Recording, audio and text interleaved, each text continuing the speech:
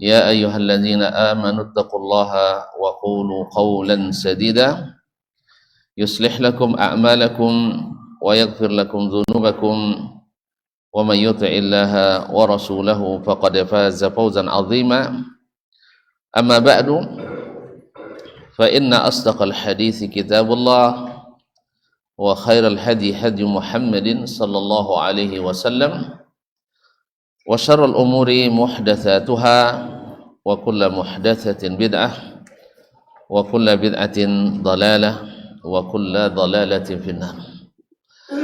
Bapak dan ibu-ibu, saudara-saudari kaum muslimin, kaum muslimat yang dirahmati Allah Subhanahu wa taala.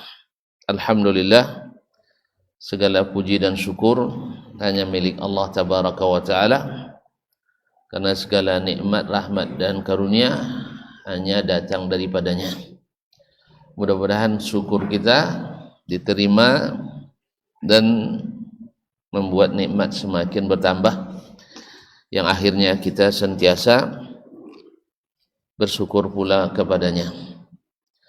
Ma'asyal kiram, salawat dan salam kepada baginda Nabi alaihi salatu wassalam yang telah berjuang, telah berjihad, menyampaikan risalah, menasihati umat, menunjukkan segala jalan kebaikan dan mengingatkan dari seluruh jalan keburukan. Mudah-mudahan Allah tetapkan hati kita untuk cinta selalu kepadanya dengan mengikuti dan menegakkan apa yang diperjuangkannya, yaitu Al-Quran dan sunnah-sunnahnya. Semoga salawat dan salam sampai pula kepada Ahlul Bait, anak istri, cucu, cicit dan keturunannya, serta para sahabat, para tabi'in, para ulama warathatul anbiya, dan seluruh kaum muslimin dan muslimat. Semoga kita termasuk pula di antaranya, amin. Kaum muslimin, kaum muslimat yang dirahmati Allah Subhanahu wa taala, mengaji kembali bersama Imam As-Sabuni rahimahullah dalam Aqidatu As-Salaf wa Ashabil Hadis. Masih menyambung pelajaran kita dari bab atau fasal atau pembahasan tentang Afdalus Sahabati. Afdalu as-sahabati al-khulafa al-arba'ah. Sahabat yang paling utama adalah khulafa, para khalifah yang 4, yang disebut dengan al-khulafa ar-rasyidin, khulafa yang mengikuti petunjuk, orang-orang yang cerdas, orang-orang yang selamat, yang sunnahnya disuruh mengikuti oleh Nabi alaihi salatu wassalam. Wa bayanu khilafatihim, dan keterangan tentang bagaimana khilafah mereka. Sudah kita sebutkan bahwa setelah Nabi alaihi salatu wassalam wafat, maka akhirnya terpilih Abu Bakar radhiyallahu taala anhu atas kesepakatan para sahabat semuanya. Ijma' para sahabat untuk memilih Abu Bakar radhiyallahu taala anhu. Walaupun di awal ada beberapa pandangan seperti yang sudah kita jelaskan, ada yang menginginkan khalifah pengganti dari orang muhajirin karena mereka yang lebih dulu masuk Islam. Ansar berpendapat pula, bagaimana kalau seandainya dari Ansar, karena mereka pemilik wilayah teritorial. Ada pula pendapat dari Ansar khalifah, dari Muhajirin khalifah. Tapi akhirnya ada yang menyampaikan dari Nabi alaihissalam bahwa al-a'immatu min Quraisy, pemimpin itu diambil dari Quraisy.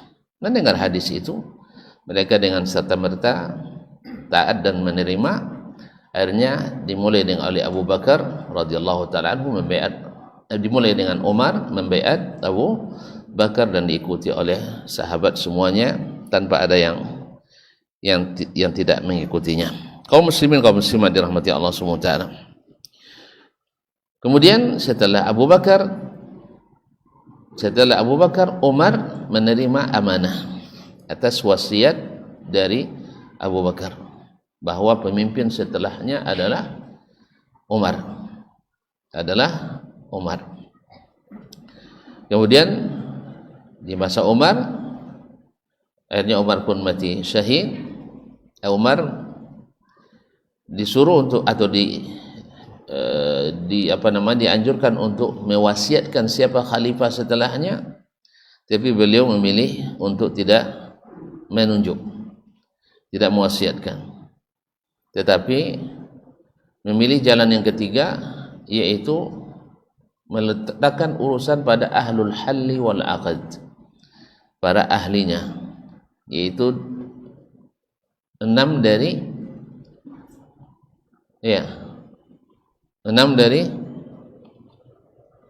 siapa? Dari sahabat yang 10 dijamin masuk surga. Tapi dieliminasinya satu, yaitu Sa'id ibn Zaid bin Khattab, karena familinya. Ya, famili tidak boleh ikut. Kalau kita famili wajib, itu aja bedanya. Mereka famili tidak boleh ikut, kalau kita famili wajib ikut. Cukup tak cukup syarat masih masuk. Allah musta'an. Kaum muslimin kaum muslimat dirahmati Allah Subhanahu wa taala. Kemudian Utsman terpilih secara aklamasi oleh ahlul halli wal aqd yang 5 tadi, dan jadi dia khalifah selama 12 tahun. Kemudian dibunuh oleh Khawarij seperti janji Nabi SAW bahwa beliau akan dijamin masuk surga, tapi dengan ujian, yaitu dibunuh dan mati syahid. Dan itu sudah dikabarkan Nabi sejak beliau masih hidup lagi. Nabi masih hidup sudah diberitahukan bahwa Umar dan Utsman akan mati syahid. Makanya Umar selalu berdoa kepada Allah, Allahumma rzuqni syahadata fi sabilik wa fi madinati rasulik. Ya Allah, beri saya rezeki mati syahid di jalanmu dan di kota nabimu. Jadi dalam kota Nabi itu masjid di Al-Madinah An-Nabawiyah. Dan setelah setelah Utsman syahid, digantikan oleh Ali bin Abi Thalib dengan kesepakatan seluruh sahabat.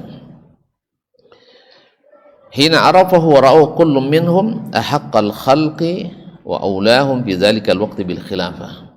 Karena setiap mereka melihat bahwa orang yang paling berhak menjadi khalifah dan paling patut dan paling utama pada waktu itu menjadi khalifah adalah Ali bin Abi Thalib radhiyallahu taala anhu. Wa lam yastajizu isyanahu wa khilafahu. Mereka tak membolehkan orang untuk tidak taat kepadanya dan tidak boleh menyelisihinya.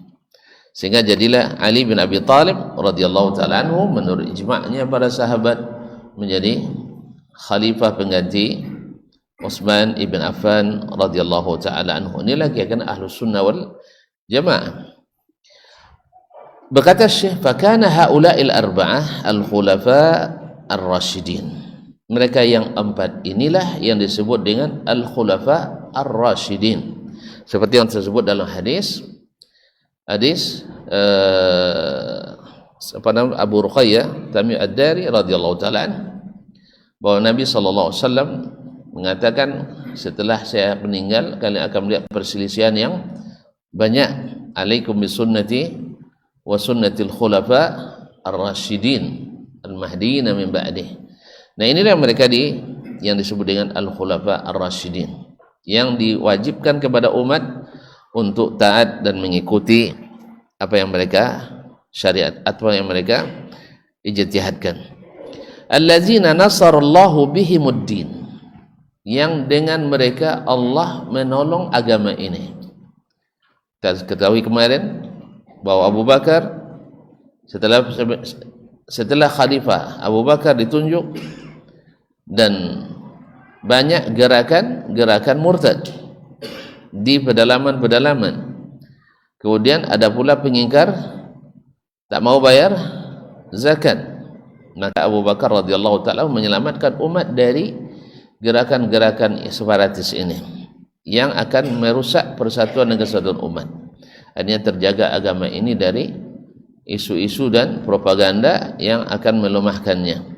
Sampai Abu Bakar katakan, seandainya saya hanya sendiri, saya akan perangi orang yang membedakan antara salat dan zakat, karena Allah dan Rasul tak pernah memisahkan antara keduanya. Wa aqimus salata wa atuz zakah. Nah, alladzina rasulullah wa kabatal ilhad, dan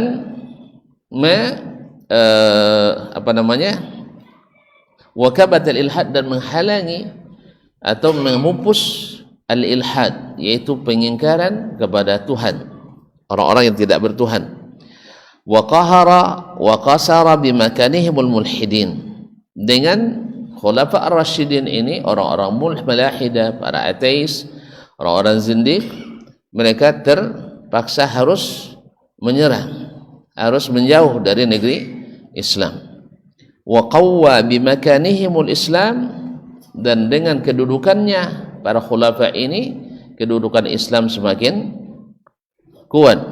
Wa rafa'a fi ayyamihim lil haqqil a'lam, dan di hari-hari mereka merintah, kebenaran itu benderanya tegak tinggi. Wa nawwara bi dhiyaihim wa nurihim wa ba'aihim adh-dhalam, dengan cahaya, dengan sinar yang mereka bawa, dan wa ba'aihim adh-dhalam, dan dengan kecemerlangan mereka Allah sinari kegelapan. Wa haqqaqa bi khilafatihim wa'dahu sabiqa bi qawlihi, dan melalui khilafahnya al-khulafa ar-rasyidin Allah buktikan janjinya, Allah tepati janji yang telah diberikan kepada Nabi dalam firman-Nya, wa'adallahu alladhina amanu minkum wa amilus salihati la yastakhlifannahum fil ardi. Allah berjanji kepada orang-orang yang beriman, wa amilus salihat, dan beramal saleh, la yastakhlifannahum fil ardi, pasti akan dijadikan mereka pemimpin di permukaan bumi, mereka yang menguasai bumi ini. Kama stakhlafal ladzina min qablihim, sebagaimana telah dijadikan orang-orang sebelum mereka sebagai pemimpin bumi. Wa la yumakkinanna lahum dinahum, dan Allah akan kokohkan bagi mereka agama mereka, allazi irtada lahum, yang telah Allah ridai untuk mereka. Wa la yubaddilannahum ba'di khaufihim amna, dan Allah akan menjadikan rasa takut yang dulu mereka alami menjadi suatu keamanan yang mereka nikmati. Makanya di zaman Khulafa ar-Rasyidin terjadi ekspansi perluasan kawasan Islam. Perluasan kawasan Islam, pengembangan sampai ke Persia, sampai ke Romawi, sampai ke Mawara an-Nahar, Biladus Sind, sampai ke Afghanistan, sampai bahkan ke Rusia, bahkan sampai ke Cina bagian timur, sampai ke Cina, ke timurnya. Dan kabar-kabarnya Ali bin Abi Thalib sampai pula ke Surabaya. Kabar-kabarnya, ya ini kan hanya kabar burung, hanya kabar burung. Ya, pasalnya Nabi Adam kabarnya turun di Gunung Bromo, di Gunung Bromo. Jadi mungkin ada kawah di atas Gunung Bromo itu Sawangan ya, saya lupa. Tidak ada yang belum sampai, saya ada sampai situ, cuma lupa namanya. Tembang Marijan itu. Jadi kaum muslimin dan muslimat dirahmati Allah, katanya Ali bin Abi Thalib sampai ke Surabaya. Cuman masalahnya sanad tidak ada sampai ke sanad tidak ada sampai yang bermarga As-Surabawai. Tidak ada Al-Jawi, tidak ada dalam sanad. Ya, saya sudah periksa sanad keilmuan, ya baik dalam kitab-kitab fikih, kitab hadis, kitab sejarah, kitab tafsir, bahkan nahwu, sharaf dan sebagainya, tidak ada nama-nama Nusantara masuk dalam literatur buku-buku ulama baik riwayat maupun dalam catatan-catatan sejarah, kecuali di abad-abad ke-12 Hijriah. Nah, berarti sekitar 300 tahun yang lalu baru masuk nama-nama Nusantara dalam literatur keilmuan Islam.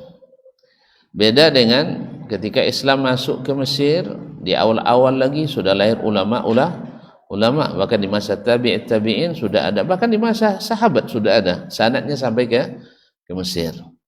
Masuk Islam ke Irak demikian juga, bahkan masuk Islam ke Rusia, banyak nama-nama masuk dalam sejarah ulama-ulamanya baik dalam bidang apapun.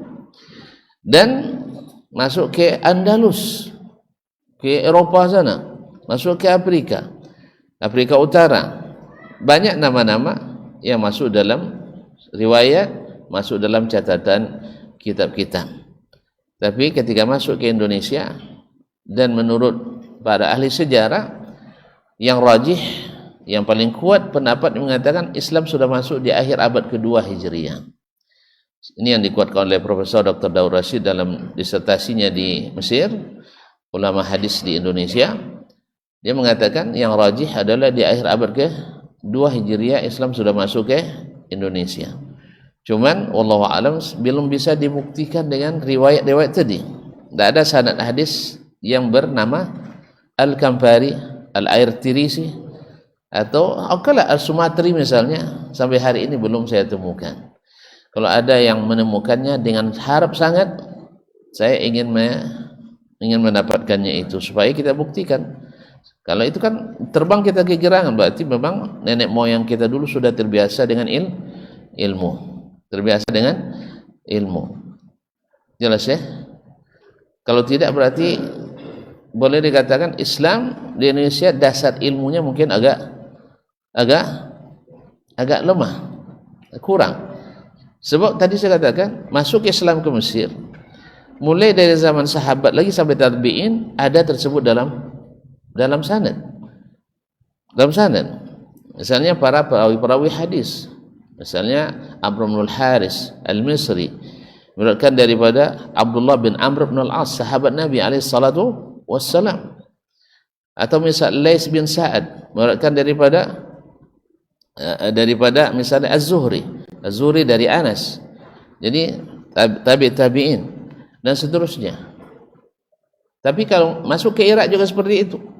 Ada nama-nama besar semisal Muhammad ibn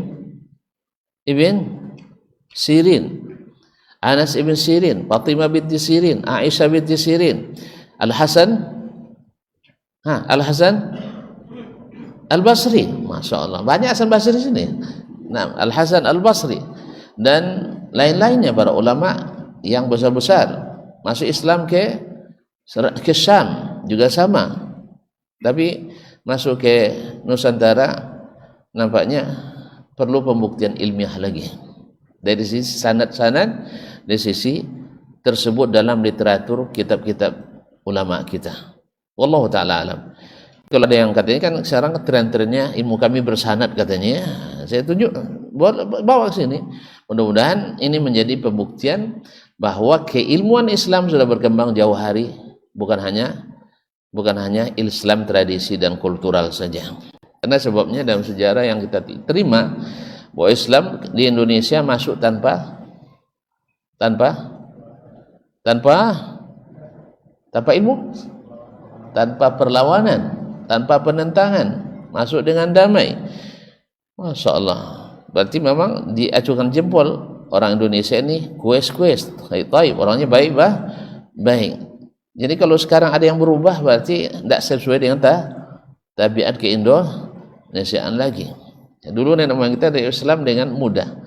Cuman dengan mudah itu wallahu alam apakah dengan dasar ilmu atau hanya sekedar dasar budaya?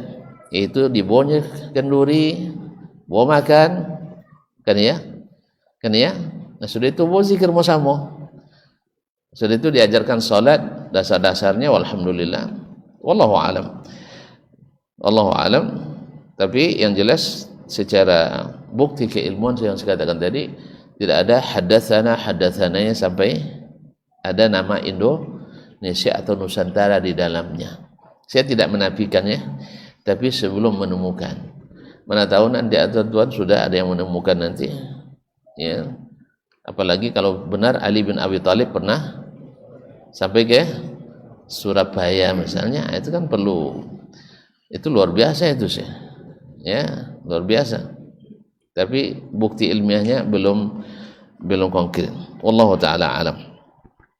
Yang jelas kaum muslimin dan muslimat dirahmati Allah, dengan mereka beriman, dengan beramal saleh, menegakkan agama ini, maka dulu orang ketakutan melakukan perjalanan, sekarang mereka merasakan keamanan yang luar biasa. Syaratnya apa? Amanu, beriman. Kalau sekarang kita masih orang kita sekarang masih aslamu, masih Islam. Makanya ketika orang Arab, qalatil Arab wa amanna, orang-orang Arab Badui datang kepada Nabi mengatakan kami sudah beriman. Jawab oleh Allah SWT, qul lam tu'minu, katakan kalian belum beriman, walakin qulu aslamna, katakan kami masih Muslim. Karena agama itu ada tingkat-tingkatan. Dalam hadis Jibril, Islam, di atasnya lagi iman, di atasnya lagi ihsan. Nah, Allah dalam ayat-ayat menjanjikan pertolongan itu bagi orang beriman. Wal asri innal insana lafi khusr illa allazina aslamu illalladzina amanu, kecuali orang-orang yang beriman wa amilus salihat wa tawassaw bil haqqi wa tawassaw bis sabr. Makanya ketika Syekh Muhammad Mutawalli Sya'rawi, seorang ahli tafsir dari Mesir, dikritisi oleh seorang orientalis barat, ya, Al-Qur'an kalian itu tidak benar, kata dia. Menurut penafsiran, kenapa? Allah telah, bukan dalam Al-Qur'an dikatakan walay yaj'alallahu lil kafirina 'alal mu'minina sabila. Allah tak akan pernah menjadikan bagi orang kafir jalan untuk menguasai orang-orang beriman. Coba lihat dunia Islam hari ini, siapa yang tidak dikemudikan oleh orang kafir yang kalian hukum kafir? Sah?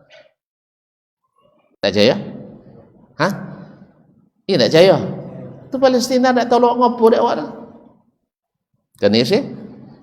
Ini pernah terjadi dulu di zaman-zaman Islam jaya seperti itu. Kaum muslimin, lek pernah dia buat dia orang macam ni, tuang Islam dahulu. Entok-entok jawab. Apa dia entok-entok tu? Menjawab itu tidak semua enggak orang. Apa pun dulu. Lek pernah dahulu dibuat macam ni itu ndak apa-apa juga leh. Ndak. Tu di Amuriyah, jauh di Turki bagian utara dah ya. Di Amuriyah, seorang wanita diganggu oleh orang Romawi, bersumpah Al-Mu'tasim. Ya, Al-Mu'tasim ada juga masalah kan. Al-Mu'tasim bersumpah saya tidak akan mandi junub sampai saya bebaskan Amuriyah. Ada pemimpin Islam macam itu gini? Hah? Jadi apa masalahnya? Kalian mau masuk Islam. Buktinya umat Islam sendiri dan Islam dua orang. Ya, kan dia enggak untuk menyerahkan umat Islam, menerapkan agamanya saja, umat Islam yang menolak. Sahih? Ini Islamnya. Kan umat Islam yang banyak menolak. Apa sebab? Ini kalau Islam radikal wak dia. Radikalnya Islam artinya cayo ke Islam, beriman ya? Enggak, Muslim. Jadi kaum muslimin, jadi kata Syekh, kami sebanyakan di dunia kau bayongnya alun mukmin lah, baru muslim. Maka muslim mau macam itu. Allah tidak duturnya. Wala yaj'alallahu lil kafirina 'alal mu'minin. Di sini wa'adallahu alladzina amanu. Allah janjikan orang-orang beriman. Siapa yang beriman itu? Coba lihat ke definisi iman. Definisi iman dah obel ya. Siapa pun sampai mukmin membenarkan dengan hati, mengikrarkan dengan lisan dan mengamalkan dengan anggota tubuh. Lewat bisa mengamalkan Islam dengan sempurna hari ini. Kan tak lah? Iya? Iya dah. Sesama umat Islam masih orang ilmu. Jadi oleh sebab itu patutlah kita belum diberikan kekuatan. Walakinnakum ghusaa'un ka ghusaa'is saili. Kalian itu masih seperti buih di lautan, banyak-banyaknya cuman buyo anyi pada buyo. Buyo nang kono penanyin. Mudah-mudahan Allah berikan kita kekuatan iman. Baik. Wa fi qawlihi, dan janji Allah dalam firman-Nya, walladzina ma'ahu asyidda'u 'alal kuffari ruhama'u bainahum. Orang-orang yang bersama Nabi itu keras terhadap orang kafir. Terus ruhama'u bainahum, saling menyayangi sesama mereka. Kalau gini gini bakawan jawang kafir, kowe ke orang Islam. Kita hari ini pada orang Muslim keras, kepada orang non Muslim bapak cik kaki mah bajago acara. Kalau acara orang Islam ngaji bubar kan ya, kan bubar kan. Nambah pasung ngucap selamat orang Islam, orang tu dapat nambah pasung ngucap selamat ke awak kan ya. Jadi kaum muslimin muslimat, jadi sifat orang-orang yang beriman tu banyak yang hilang dari kaum muslimin. Makanya mereka akan dikuasai oleh orang-orang tersebut. Asal itu awak lebih benar kawan juang tu deh. Bentukan Yahudi nang dulunya. Kosan ni hinyo kosan. Ni wala lamo tentunya. Ya, dia sagannya nyabunya wadak tukang fitnah kan. Awak kan tukang fitnah lah. Calenya saang nunjuang. Inya saang nunjuang. Alhamdulillah. Ia ada iklan gratis. Tapi sedih wak jadinya. Saudara muslim kita ternyata mencintai orang kafir lebih daripada mencintai kita. Awak sangkonya semua awak kasan semua uang kasan hati. Semoga Allah kembalikan kepada Islam dengan kembalian yang baik. Amin ya rabbal alamin. Sedihlah kita, saudara kita salah jalan kan? Salah jalan. Mudah-mudahan Allah kembalikan mereka dapat hidayah. Tapi kadang wangi le dia doang kecen sosek yang dennya. Secennya wangi le dia doang dapat hidayah. Pun tonton orang tak wangi dia kan hidayah. Di Indonesia apa surutnya kalau dia harap doang tahu kan Allah yahdi enggak wangi. Tapi semoga wangi kecen sosek dia saudara dapat hidayah. Anda apa jalan. Tu kalau situ pergi salam dak boleh kecen tak selamat yang dennya. Jadi kaum muslimin kalau doa dapat hidayah temu jelah amin selesai. Jadi ni bang babantah tu kecik nak sosek dia doa dapat hidayah dia nya. Baik, ndak amuji aja dan doa dia lah doa dapat hidayah insyaallah dan aminkan. Mudah-mudahan semata dapat hidayah ndak ya ke jalan yang hidayah jalan waktu jalan buruk jalan sosek dak hidayah nomor riwayat. Baik, ila qawlihi sampai pada firman Allah akhraja syat'ahu fa'azarahu fastaghlada fastawala suqi yu'jibu az-zura'a li yaghidha bihimul kufar dalam surat Al-Fatihah 29. Nah, faman ahabbahum, siapa yang mencintai mereka? Siapa? Khulafa' Rasyidin. Wa tawallahum, dan loyal kepada mereka. Wa da'alahum, dan selalu mendoakan mereka. Wara'a haqqahum, menjaga hak-hak mereka. Menjaga hak mereka itu dimuliakan, ditinggikan, dibela. Kalau ada yang memburuk-burukkan mereka, ada yang memberikan mereka, banyak. Dari yang bernama Islam ada. Kalau non muslim sudah jelas Yang muslim menamakan dirinya Islam juga banyak yang menjelekkan al-khulafa ar-rasyidin, khususnya Abu Bakar dan Umar, Syiah Rafidah. Nah, kita harus bela mereka. Wa arafa fadlahum, dan mesti mengetahui keutamaan mereka. Tidak mungkin kita mendahulukan pendapat kita dari pendapat mereka. Tidak mungkin kita mendahulukan diri kita daripada mereka. Faza fil faizin. Nah, orang yang seperti itu masuk golongan orang yang beruntung, orang yang menang. Waman abghadahum, dan siapa yang membenci mereka, wasabbahum, mencaci mereka, seperti kaum Syiah Rafidah atau orang-orang Malahida, orang Zanadiqah, kaum munafiqin yang mencela dan mencaci mereka, wa nasabhum ila ma tansibuhum ilaihi rawafid, dan menisbatkan kepada mereka apa-apa yang dinisbatkan oleh orang-orang Syiah Rafidah. Apa kata orang Rafidah kepada Abu Bakar dan Umar? Lebih dahsyat daripada iblis. Lebih dahsyat daripada iblis. Mereka sebagai orang yang dilaknat. Subhanallah. Abu Bakar dan Umar yang dijamin masuk surga disebut oleh orang Rafidah orang yang terlaknat. Bahkan mereka, seperti diceritakan oleh Syekh Abdul Al-Harbi dalam ceramahnya, mereka menjadikan sebagian dari orang-orang Syiah Rafidah itu di tempat-tempat WC-WC mereka nama Abu Bakar dan Umar sebagai kesetnya. Abu Bakar, Umar dan Utsman sebagai kesetnya. Bahkan dalam doa masuk WC mereka ditalkinkan kepada anak-anak mereka seperti yang diakui oleh Husain Syahada, seorang tokoh Syiah di Mesir. Dia katakan, kalau masuk kalian ke dalam WC, Allahumma inni a'udzubika minal khubuthi wal khaba'ith wa la'natullahi 'ala tsalis, 'ala al-awwali wal tsani wal tsalis. Apa artinya? Ya Allah, doa masuk WC kapan kan? Ya artinya itulah doa selanjutnya, dan laknat Allah kepada yang pertama, yang kedua, dan yang ketiga. Siapa maksudnya? Abu Bakar khalifah pertama, Umar khalifah kedua, dan Utsman khalifah ketiga. Nah, orang seperti ini, wal khawarij, yang khawarij kemarin ngapain? Mengafirkan Utsman dan Ali, dan siapa yang membela mereka?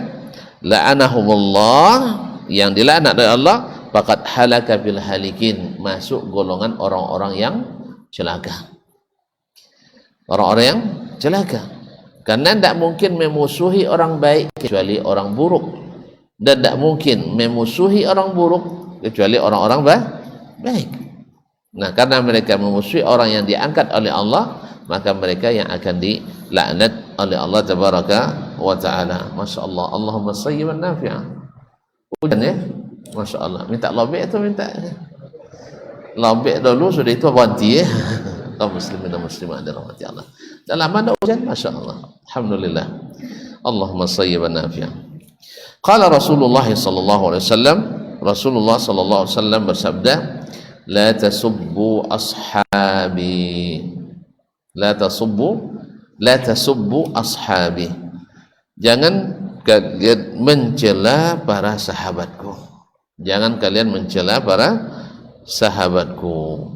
Naam, faman sabbahum fa alaihi la'natullah, barang siapa yang mencela mereka, fa alaihi la'natullah, maka mereka dilaknat oleh Allah Subhanahu wa taala.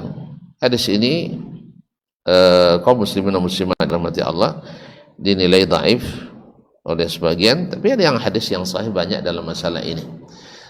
Seperti hadis hadis la tasubbu ashabi wa wallazi nafsi biyadihi law anfaqa ahadukum mithla uhudin dhahaban lama balagha mudda ahadim wala nasifah.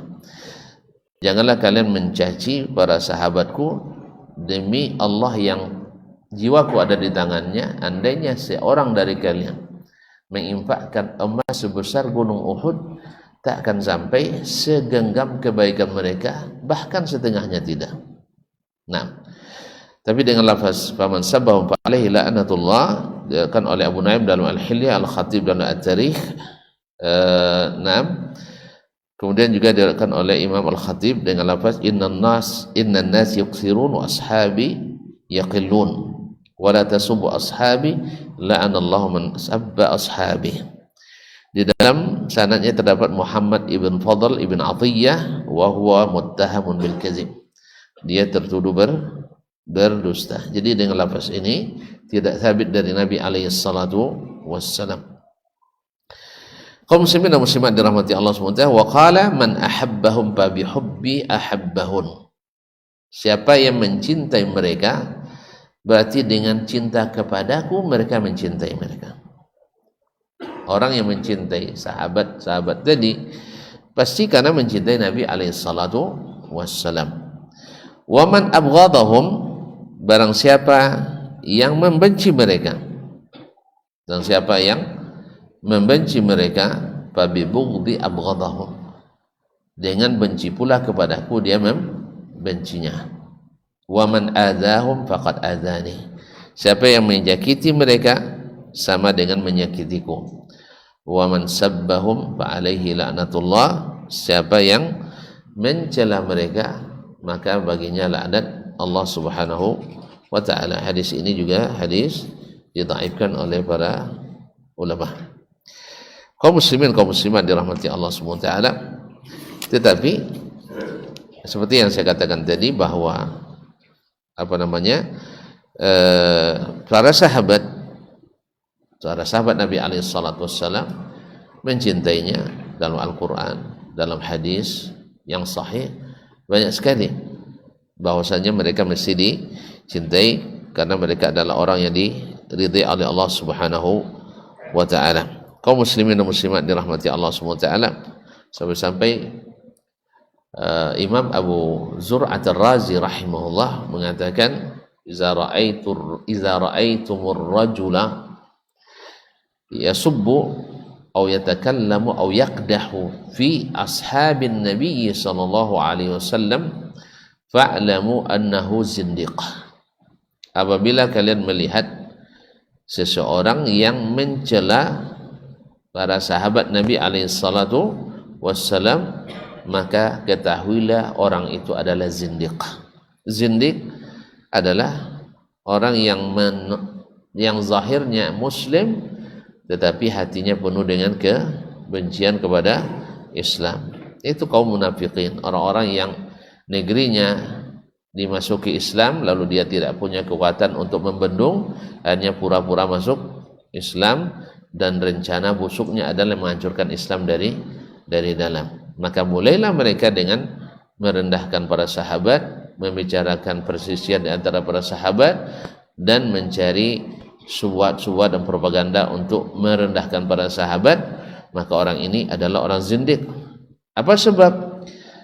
Kata Imam Abu Zur'ah rahimahullah ta'ala, li'anna sahabatahum syuhuduna, sesungguhnya sahabat itu adalah para saksi kita. Saksi gunanya apa? Saksi apa guna? Saksi kita. Saksi membela kita. Saksi kan mengesahkan. Kalau tidak sahnya saksi ulang lihat. Kan ya? Jadi mereka adalah saksi kita. Sah agama kita kalau kita menerima riwayat dari sahabat. Kalau ada yang mereka langsung dari Rasulullah, temo. Dia yang nyebut hadis langsung dari Nabi, temo. Enggak. Jalannya harus melalui para sahabat. Makanya kalau hadis mursal dhaif karena sahabat tidak disebutkan. Sahabat tidak disebutkan. Nah, mereka ingin menjatuhkan sahabat supaya saksi kita enggak ada. Kalau sahabat dah tertuduh, siapa percaya oleh? Kalau sahabat tidak bisa ditemu kesaksian, siapa percaya oleh? Saya. Tak ada lagi kan? Terus itu apa ujung-ujung? Apa nyaman orang? Arti agama buat siang-siang dah. Agama buat siang-siang.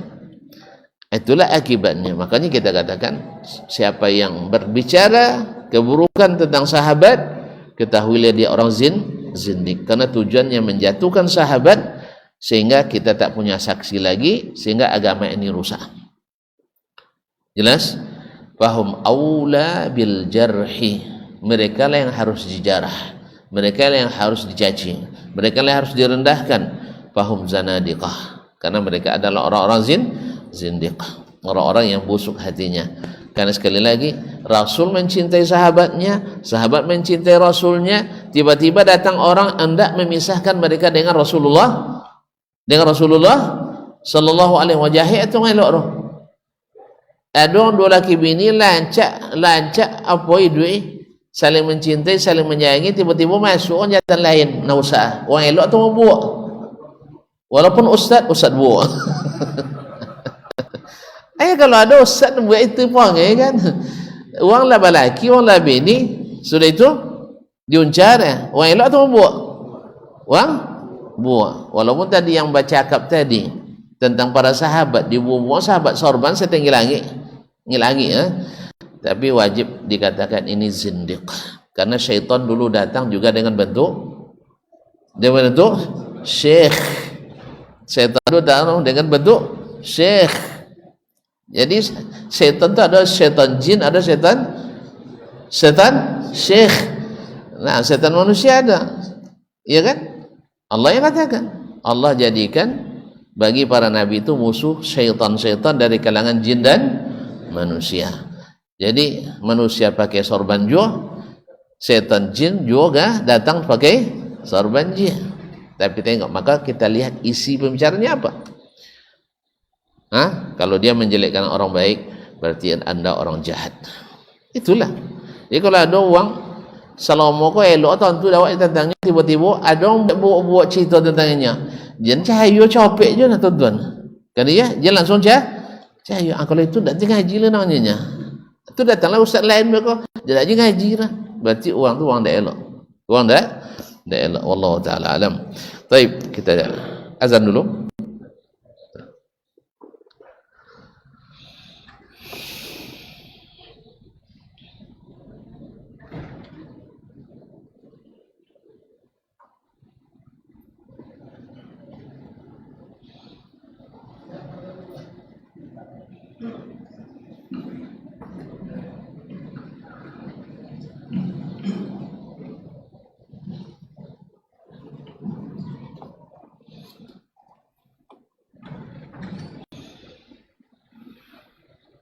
Allahu Akbar, Allahu Akbar. Allahu Akbar. Allahu Akbar, Allahu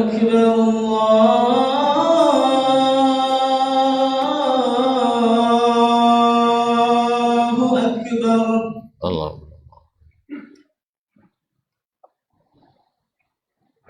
Asyhadu an la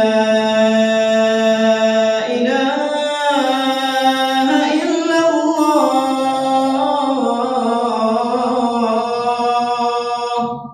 Asyhadu an la أشهد أن لا إله إلا الله. asyhadu an la أشهد أن محمدا رسول الله.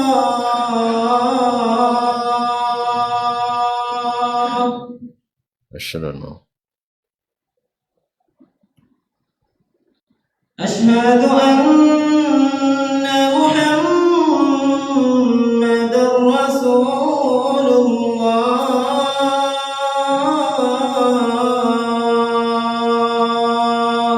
asyhadu an la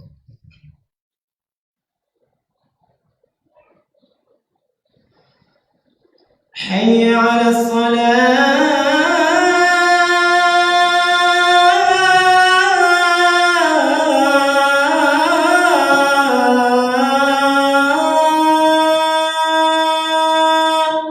La haula.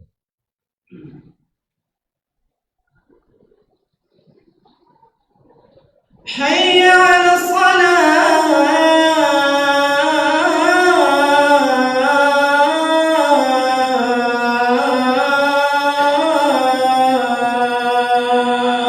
La haula.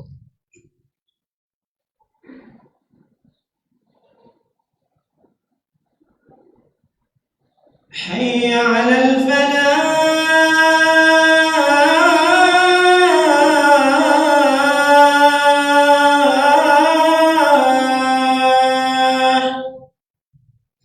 La haula.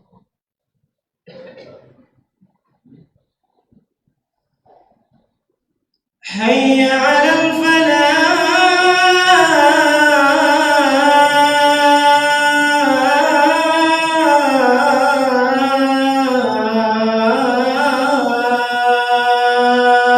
La haula.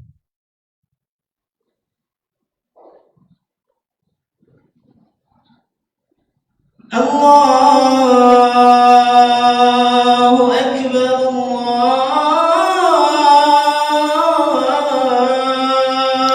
الله أكبر Allah. Allah. لا إله إلا الله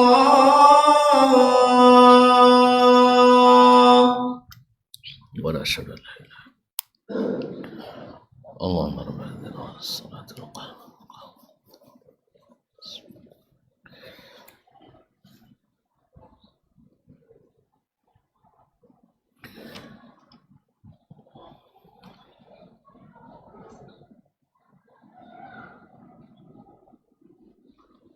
Baik, kaum muslimin, kaum muslimat yang dirahmati Allah SWT. Jadi kalau kita melihat orang yang mencaci maki Nabi SAW, mencaci sahabat Nabi SAW, khususnya al-a'immatul arba'ah al-khulafa ar-rasyidin, maka pastikan mereka orang tidak sehat. Pastikan mereka orang yang tidak sehat. Di antara mereka dari kalangan Islam atau menamakan dirinya Muslim adalah Syiah Rafidah. Syiah Ar-Rafidah, yang mereka ini sampai pada meyakini kafirnya Abu Bakar, Umar, Utsman. Dan yang ada hari ini di Iran,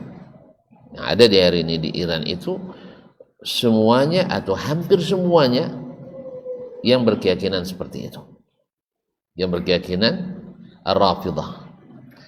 Ada sebagian Syiah seperti di Yaman Zaidiyah misalnya, pada asalnya mereka itu adalah tidak sampai pada mengkafirkan Abu Bakar dan Umar, tapi mereka beranggapan Ali lebih berhak jadi khalifah, walaupun Abu Bakar lebih afdal dari sisi kedudukan, keutamaannya, tapi sebagian mereka mengatakan Ali juga lebih afdal daripadanya, tapi tidak sampai mengatakan Abu Bakar dan Umar keluar dari Islam. Tapi yang sekarang hatta yang di Yaman juga afiliasinya juga kepada Syiah Rafidah.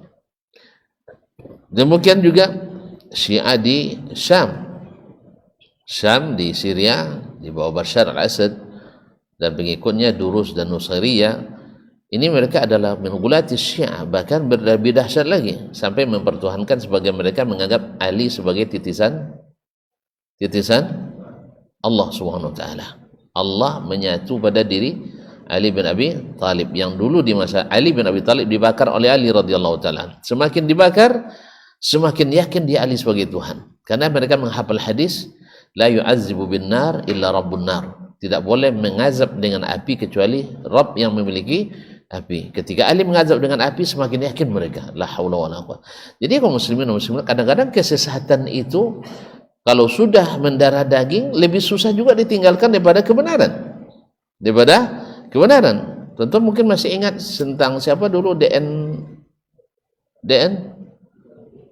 Lupa. DN itu bukan Darun Nahdhah. DN Aidin. Apa makna DN itu? Namanya nama bagus. Iya, guru ngaji dulu di kampungnya, pergi ke Jakarta kuliah, bertemu dengan orang sosialis, Lalu dibaca buku-buku sosialis, hilang kaji.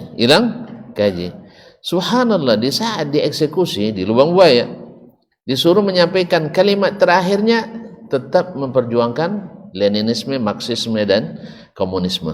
Coba kan? Ya, menjelang nafas terakhir ya, menjelang akan dieksekusi, dihukum mati. Demikian orang pertahankan kebatilan. Maka bagaimana kita tidak siap mempertahankan kebenaran hanya dengan sedikit tekanan. Kaum muslimin dan muslimat dirahmati Allah. Jadi Nusairiyah Durziyah di Syam, termasuk di Libanon, juga Syiahnya masuk, aplikasinya juga ke Syiah Rafidah. Nasallallahu alaihi wasallam wa ta'ala afiyah.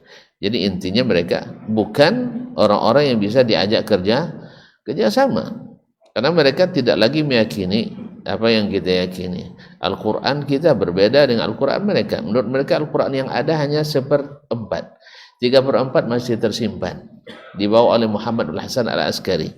Nanti ketika dia keluar, apa kerjanya? Mencari orang-orang yang memakmurkan Masjidil Haram, nanti digantung dekat Ka'bah. Kalau itu Mahdi mereka. Kalau Mahdi kita tidak mendatangkan keamanan, kenyamanan, keadilan. Jadi mereka itu, lalu kita yang dituduhnya berdarah-darah, padahal mereka yang haus darah. Nasallallahu alaihi wasallam. Sama juga dituduhnya kita bentukan Yahudi, tapi mereka yang. Jadi banyak kaum muslimin dan muslimat, kalau kita tidak mengaji dengan benar, akan terpropaganda dengan para ahli subuhat. Tapi yang namanya subuhat itu tak lama terbongkar juga, terlihat juga. Oleh itu maka bersabarlah, bertahanlah dan berteguhkan keimanan kita bahwa sesungguhnya keyakinan itu mahal, bahwa sahabat Nabi SAW adalah manusia paling utama. Yang kedua, yang membenci mereka, yang selalu menyudutkan dan mencari kelemahan para sahabat adalah az-zanadiqah. Az-zanadiqah, orang-orang zindiq. Dan zindiq ini bisa dari kalangan non muslim juga, seperti orientalis yang mencari kelemahan para sahabat. Lalu digambarkanlah bahwa mereka itu adalah orang haus kekuasaan. Ya, seolah-olah yang terjadi di antara para sahabat seperti yang terjadi antara para pemimpin hari ini yang berebut kursi kekuasaan. Subhanallah. Sehingga mereka menggambarkan bahwa sejarah Islam itu berdarah-darah. Padahal kalau kita lihat sendiri, mana yang paling banyak darah tumpah? Mereka atau kita? Yang tak tahu sejarah, iya. Bukankah dulu raja-raja Eropa itu Kolosium, tempat melepas singa lapar. Tahanan-tahanan itu dilepas di tengah singa lapar, jadi tontonan mereka. Ini orang kasihan atau orang-orang yang kasar-kasar hatinya? Tidak pernah dengar cerita. Di masa Romawi dulu ada Kolosium. Ada napalnya, tidak lupa sono. Mereka itu menghukum orang yang di penjara, nanti dilepas di tengah lapang, semacam stadion itu diambil stadion normal. Dilepas, nanti dilepaskan singa-singa lapar, jadi tontonan. Uang panganyawayang atau uang kasau kasar. Makanya mereka kalau berperang apa semboyannya? Nonton film kodok tapi tidak habis. Fire, bakar, bunuh. Jadi kaum muslimin, kalau kita apa? Allahu tidak nyampe Allahu Akbar weh. Subhanallah. Jadi kalau kita, tujuan kita jihad itu meninggikan Allah, bukan untuk membunuh orang. Walaupun konsekuensi perang adalah membunuh. Makanya umat Islam mengharamkan membunuh tawanan. Sahih? Nah, makanya dia lama jadi coba lihat di seluruh perang Islam diusahakan seminim mungkin darah yang tumpah. Seminim darah yang tumpah. Mulai dari Nabi sallallahu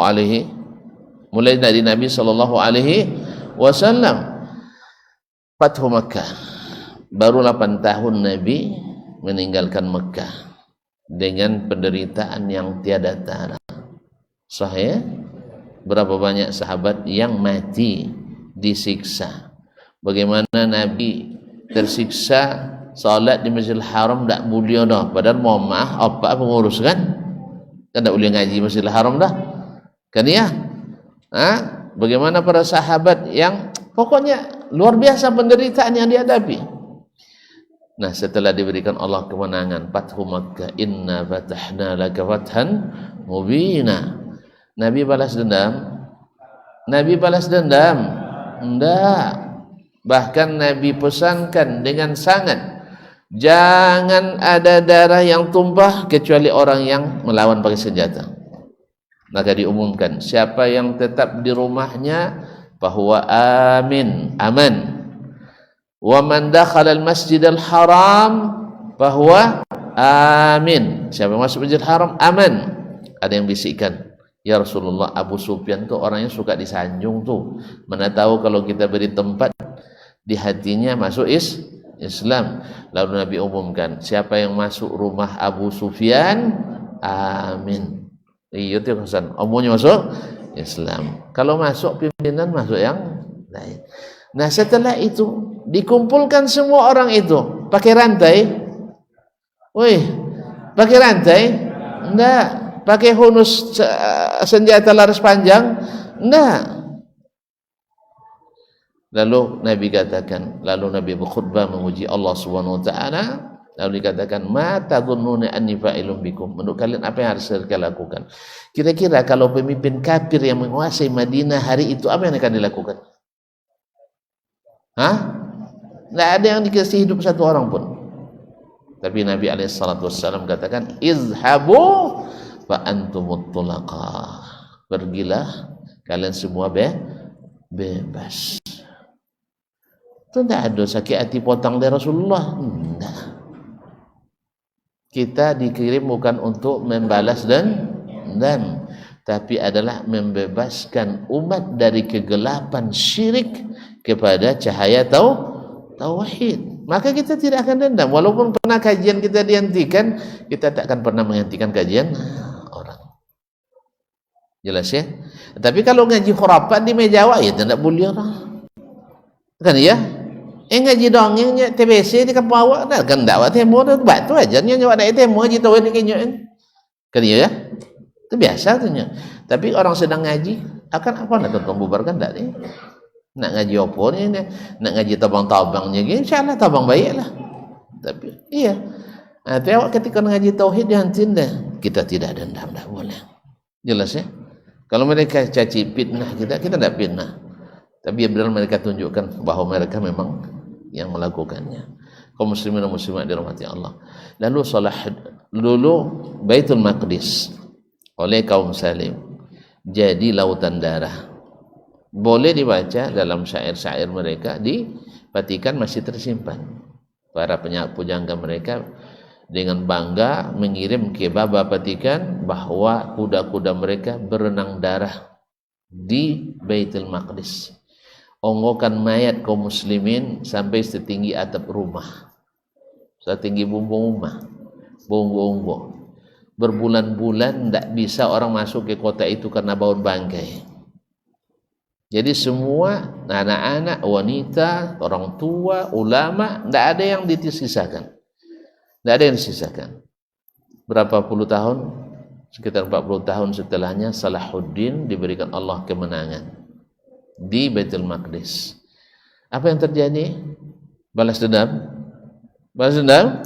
Enggak. Dia ingat pesan Nabi-Nya sallallahu alaihi wasallam. Kita berperang ini li'ila'i kalimatillah, untuk menegakkan kalimat Allah, bukan untuk menghabisi orang yang kafir kepada Allah. Tidak ada dalam perang Islam. maka dia umumkan juga tidak boleh mengganggu rumah ibadah, tidak boleh mengganggu para ulamanya, tidak boleh mengganggu para wanitanya, tidak boleh membunuh anak-anaknya, tidak boleh mengganggu rakyat sipil yang tak bawa senjata. Dah, Allah beri kemenangan. Iya. Apa yang dia lakukan? Dia kumpulkan orang-orang yang sudah kalah itu.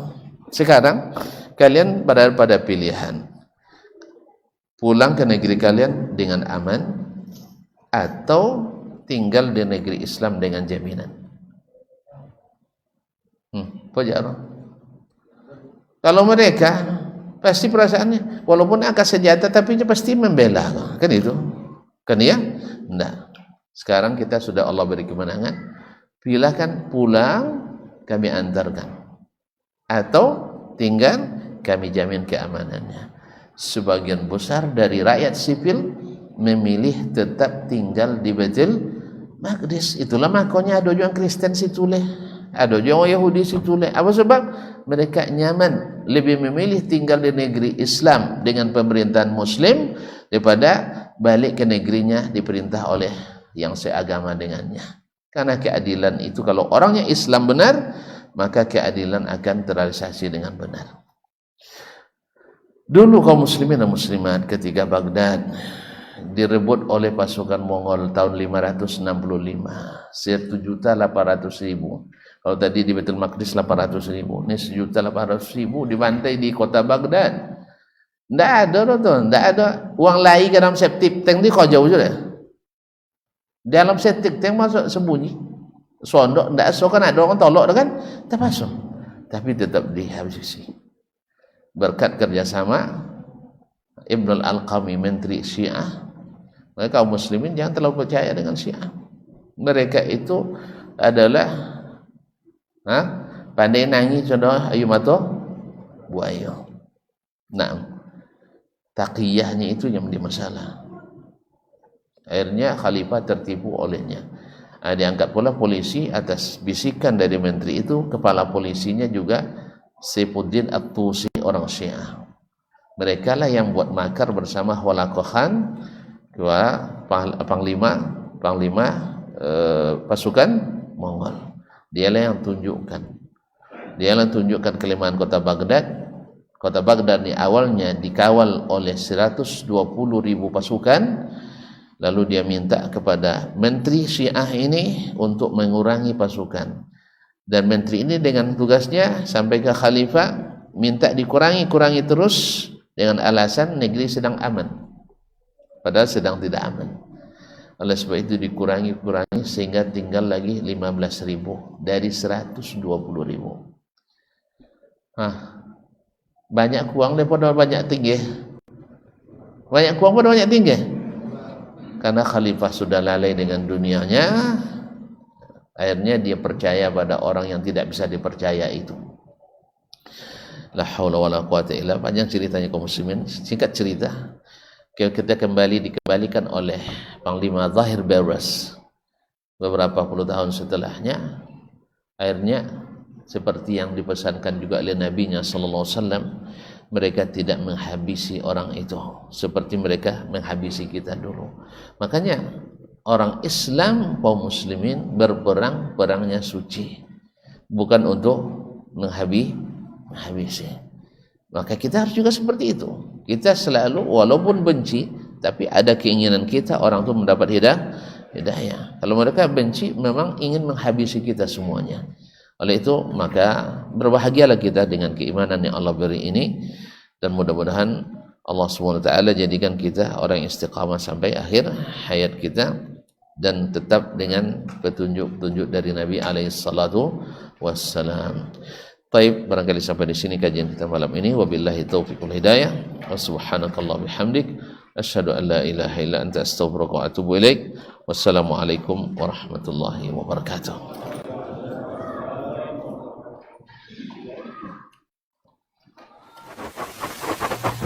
Barometer amal kita saleh tak salehnya di salat kita. Bila salat kita ikhlas dan sesuai dengan sunnah Nabi SAW, maka insya Allah amalan yang lain. Aktivitas ini membantu saya di akhirat atau akan menyulitkan saya di akhirat? Kalau seandainya perbuatan itu ternyata akan menyulitkan kita di akhirat kelak, tinggalkan perbuatan itu. Anta ni'mal jund. Kamu adalah sebaik-baik prajurit. Coba lihat. Kamu adalah sebaik-baik prajurit. Maka tujuannya adalah menghancurkan kehidupan rumah tangga.